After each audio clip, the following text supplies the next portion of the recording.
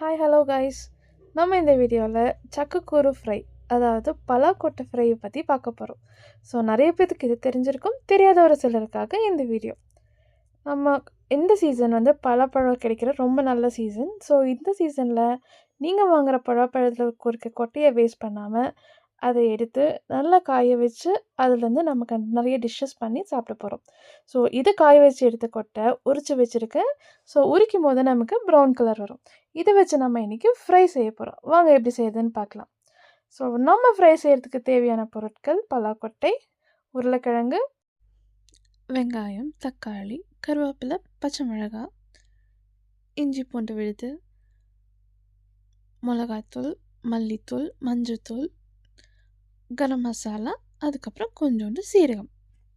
So இப்போ இதெல்லாம் use பண்ணி எப்படி செய்கிறதுன்னு பார்க்கலாம் வாங்க. ஸோ குக்கரில் கொஞ்சம் எண்ணெய் ஊற்றி சூடானதும் பச்சை மிளகா, வெங்காயம், கருவேப்பிலை போட்டு நல்லா கோல்டன் ப்ரௌன் வர வரைக்கும் வாட்டி எடுத்துக்கலாம்.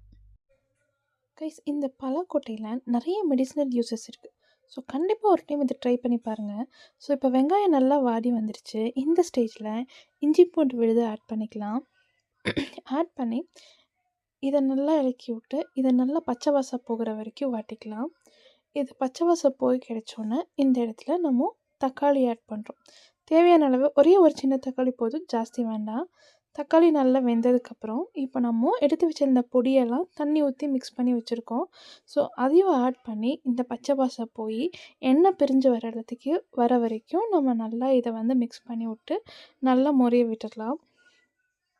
ஸோ எண்ணெய் ஜாஸ்தி யூஸ் பண்ணாதீங்க. மேக்ஸிமம் தேங்காய் எண்ணெய் யூஸ் பண்ணால் நல்லா டேஸ்ட் இருக்கும். ஸோ இது நல்லா கோல்டன் ப்ரௌனிஷ் வர வரைக்கும், எண்ணெய் பிரிஞ்சு வர வரைக்கும் வாட்டி எடுத்துக்கலாம். ஸோ இப்போ மேக்ஸிமம் வந்துருச்சு. இன்னும் 1 or 2 minutes போயிட்டும் நல்லா ஆயிரும்.